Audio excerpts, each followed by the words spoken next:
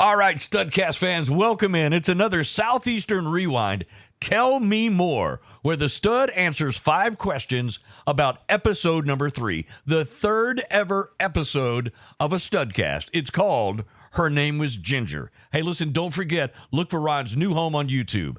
Be a subscriber. Ring the bell so you know when Ron has dropped more tremendous wrestling stories, and make sure to tell your friends. Hey, Stud, congratulations. This thing on YouTube, Southeastern Rewind, is starting to take off, dude. Oh yeah, man. Yeah, it's crazy, and really enjoying it. We're about to do something here again, Dave, that we didn't do when we recorded these as originally. I did not go back and have people write me questions and answer those questions, and I really like it. It's a nice little segment, and it gives me an opportunity every time I've done it, and we're 3 of these in. I get these thoughts when I get the questions, and it kind of sends me, man, off on other directions that I didn't go the first time. So I'm getting stories told that I didn't even remember until these little segments that we do here, man, to answer these questions. Yeah, I think that's cool how we go back and we review the Studcast. I mean, originally, and this has been a while ago, 200 plus weeks ago, when you did the very first ever Studcast. So now we're rewinding those on the new Southeastern Rewind channel on YouTube. So maybe you've heard them, maybe you want to hear them again, and maybe you forgot some of the stuff that you heard, and so it's a way to catch up, or if you've never heard them, that's a great opportunity there as well. Episodes number 1, 2, and 3 are already loaded on the YouTube channel, Southeastern Rewind, and this is the setup after the rewind. It's your opportunity to come back with those 5 questions about that tremendous episode number 3. Again, it was called Her Name Was Ginger. I'm assuming this is about a bear. Oh yeah, I mean, wow, and a big old bad bear to boot, man. So yeah, this is. I had a freaky granddad. Yeah. What guy has a bear, and then much less wants to train it to wrestle? I mean, so this episode, the original episode, this is the original number 3 Studcast, and it was pretty much about Roy and his bear, and I'm hoping we got some great questions today. I don't think I've ever heard anybody ever say, I had a freaky granddad. All right, Stud, you ready? Let's get this thing going. I was being polite. I was holding back a little bit with hey, that. let me ask, was there only one bear over the time? Was it Ginger the whole time? Oh yeah, just Ginger. Only Ginger.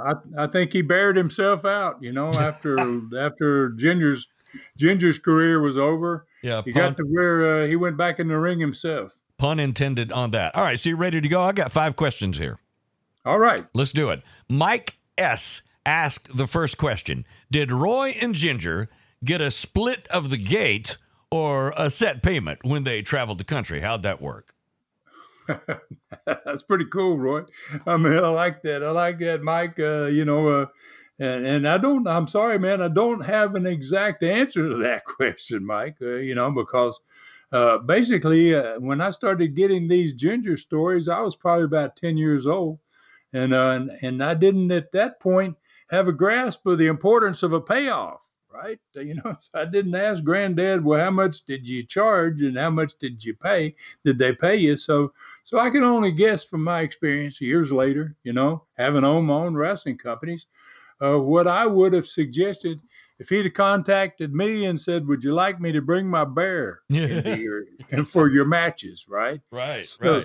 So knowing Roy, I'm pretty sure he would not have set his fee based upon a split of the house. He was on the road and he didn't know the people, obviously, all of them, because he took them all over North America. He took her all over North America. So he didn't know all these people he's dealing with well enough to trust them, to be honest about what the gross gate was in these cities. So if the gross gate figure wasn't correct, if they, said, well, let me pull a few thousand off this number here, it didn't make a lot of difference to Roy, what the percentage you were. If it's a false figure, I mean, you're beat to begin with. So, So he wouldn't have gotten what he deserved, I don't think, if he'd have done this as a split, 20%, 30%, whatever he might have asked for. So that being the case, and knowing Roy, he would have probably required a guarantee up front, and he would have probably demanded that when he arrived, that long before even the match, that he would get his money. And he knew, I'm sure, he's a businessman. He knew what he needed to make, and it was probably more than the percentage would have paid him, especially if the percentage was based on a phony figure on the gate. Yeah. So, Yeah. so he's, I can only assume, I can also guess that his guarantee was a pretty large one, fairly substantial. He had lots of expenses. He's living on the road to take this bear all over North America, and he had something traveling with him that was the most unique thing in wrestling at the time. She was the first bear, I believe, and if she wasn't, she was certainly in the top three that started going around the country and around North America, and I guess probably pretty much in Europe too at the same time. Mm-hmm. So basically, he risked his life to train her, and I'm sure he got paid well when he showed up. Oh, I bet. I bet. All right, question number 2. Jessica says, how did Ginger get her name since she was a black grizzly? Well, she was actually a black bear. Yeah. Jessica, I believe, but and that meant that she was far less dangerous than a grizzly, which is a little bit badder animal than a black bear. Yeah. But she was a large black bear. And obviously Roy knew her sex. I know he knew her sex, and that's probably why he gave her a female name. And I never asked him that question either. How and why did you name her Ginger? Right. Okay. And, that was a good question. I probably should ask him, He might have had an old girlfriend knowing Roy that was named Ginger. And, she was kind of nasty and tough. So he gave her that name. I have no idea, but I'm pretty sure that he would have been able to train a male bear. He wouldn't have been able to train a male bear, like he did her without removing his claws and his canine teeth before he attempted to train her. Oh, wow. And that's the way they trained them after this bear, after Ginger. I don't think there was another one after Ginger that didn't have her claws and her canine teeth pulled. Wow. So to his credit, unlike those that trained bears after him, he didn't remove her teeth nor her claws. And that would have really, obviously, negatively affected her quality of life dramatically. Mm-hmm. And I do know that Roy dearly loved his bear because when I was growing up as a kid and I was going to these matches, there were these old timers that worked for Roy and had been around Roy, and he'd been helping them get through their retirement and everything. Old wrestlers that hung around the matches, and they told me that Roy really loved her, and they also told me that Ron, I think his bear Ginger loved him. Oh, well, I mean, and you could probably tell, especially with a wild or formerly maybe still wild animal like that, if they have a fondness to the handler. So. Well, yeah, I mean, you've got to build some type of really good relationship with a bear that you could trust, by golly. Yeah. You think Roy could train an alligator? If he came to Florida, you'd probably get the idea. All right, question number 3. Lee R. wants to know, were there any legal issues over Buddy being attacked by Ginger? Did the police ever get involved? Of course, this is a different day and age. You just wouldn't have an act like this nowadays. Yeah. There was a totally different day and age. This is back in the late 30s, early 40s. Wow, it's totally different. And so good question. I mean, obviously, what are the repercussions? And I guess Lee, to start the answer off here, uh, because Roy's son was the one that got attacked, obviously it prevented him from any big legal issues. Hmm. Thank goodness. Mm-hmm. You know, just owning a bear probably was illegal. You know, but who's going to pass this law that you can't own a bear? Because Right. who wants to Right. own a bear, Yeah. right? So, so, so it was probably illegal, and especially if you kept your bear in your backyard and you sometimes only staked her out with a chain around her neck, you know. Can you see anybody showing up at the courthouse going, "I'd like to get a permit to own a bear"? It Yeah, just, it yeah. just doesn't happen, right? Yeah. It just, I'm sure there wasn't something that happened every day, and Yeah. it probably never happened in most places. Right. So I can't imagine what type of problems he would have had if that attack had happened to some of the kids that were standing there watching my dad get half eaten.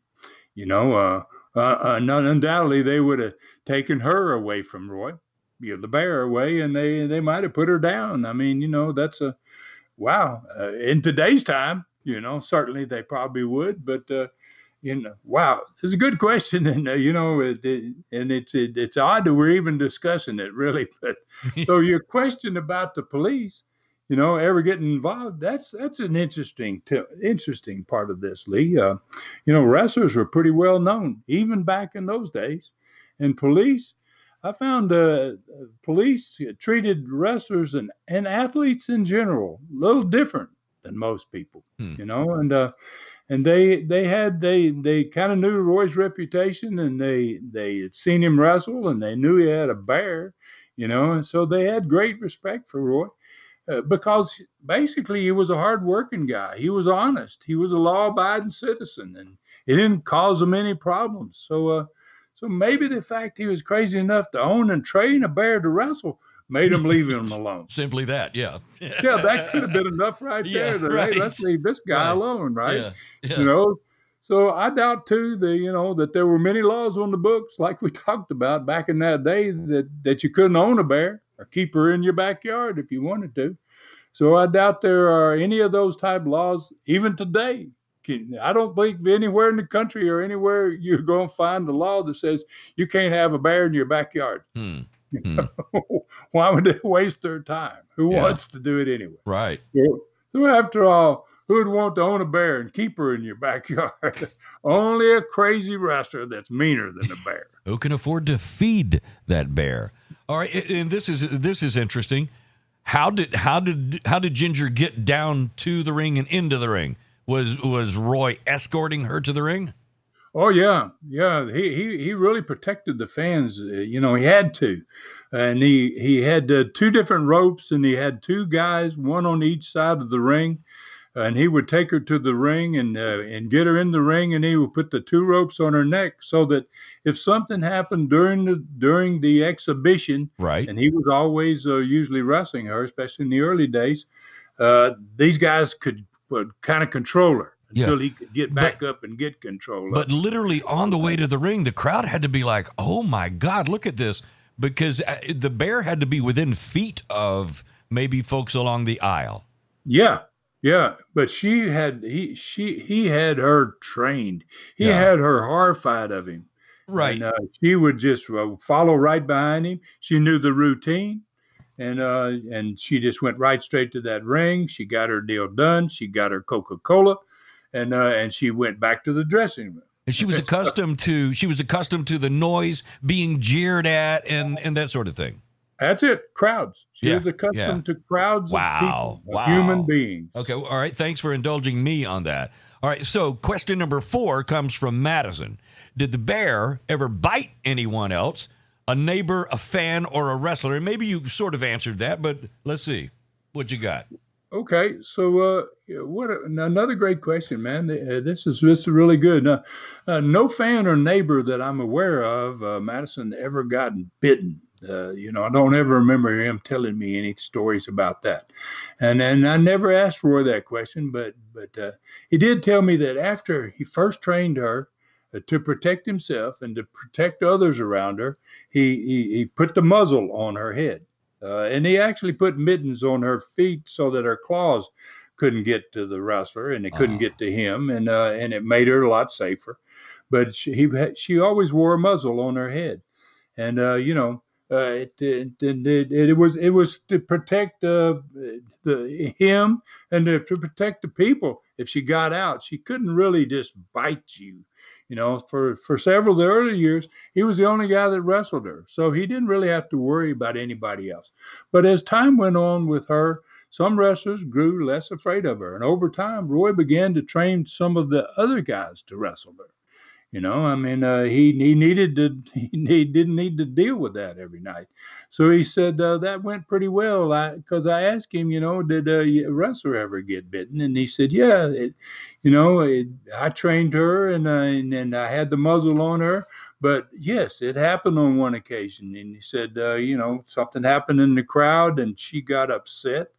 And he had this muzzle made for her, especially made for her. It had these holes in her. And in the muzzle, that was pretty big because she had to breathe. Yeah. You couldn't muzzle her down, cover her nose, so she had to give her some breathing, a way to breathe. And so this wrestler, when all this started, she got kind of upset and angry. And he was fighting to keep her muzzle out of his face. And one of his fingers went through the little hole there, and she bit off his finger. Oh, no. Yeah. Wow. Yeah. And Roy said it's a long time before any other guys wanted to work with her after that again. It's kind of like he started over again. Now he's got to do all the wrestling with her again until he can convince guys that, that'll never happen again. So imagine that. I wonder why. Yeah, what's wrong, guys? They decided, I might not want to do this, Roy. Yeah. What's the problem, guys? Come on. That's unbelievable. Okay, number 5. All right, and Ron, as I'm looking at this, I'll just read it. Mr. Fuller, this is Lily Smith. I typed the questions last week with a pencil. My dad isn't asking a question this episode, so I can. Since you were talking about Buddy as a child, did he ever get into a fight in school and a parent showed up to confront Roy only to find out who he was? Well, I noticed you kind of giggled a bit at that, man, and I gotta tell you, before we answer this one, Dave, which I really think is a heck of a question, but I think we might should explain to those that didn't hear the last question and answer segment about our friend there in Australia named Wok, right? And in the last question and answer show, Wok, who lives out in Australia, asked 2 questions. One of them was from him, and the other one was from his dog. But he didn't say it was his dog. I just snorted. I'm sorry.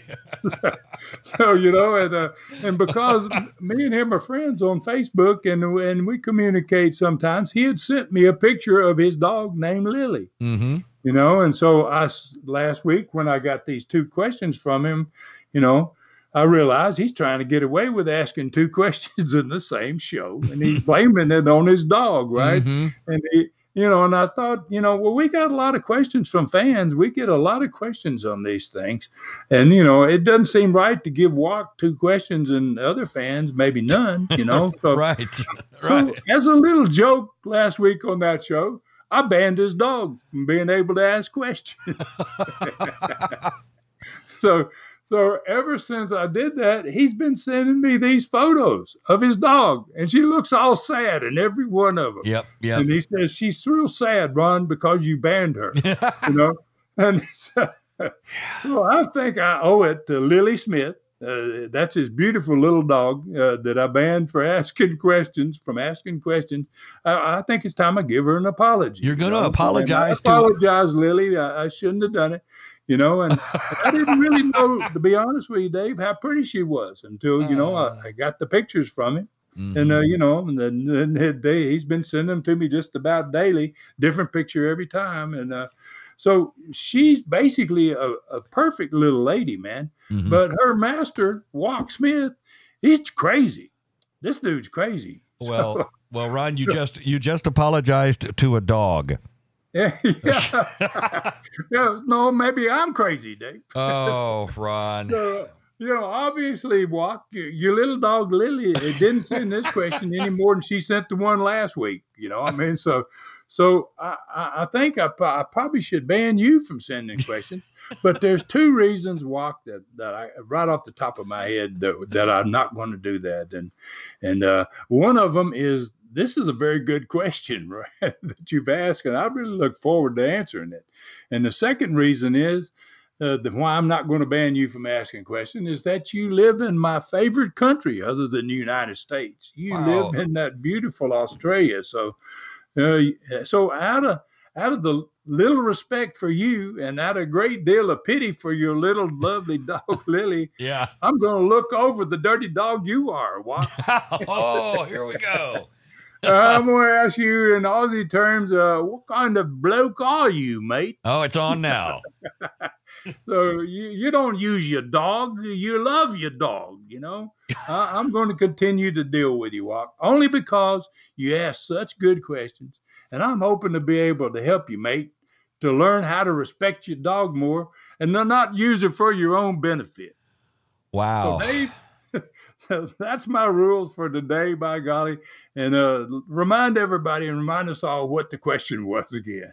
Okay, so all right, but first, you were last in Australia in the early 70s, right?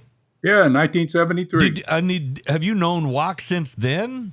No, I haven't. I've only known Walk since I started doing Studcast. Wow. Okay, so he's just kind of a happenstance fan who's picked up on all this. That's it. Okay.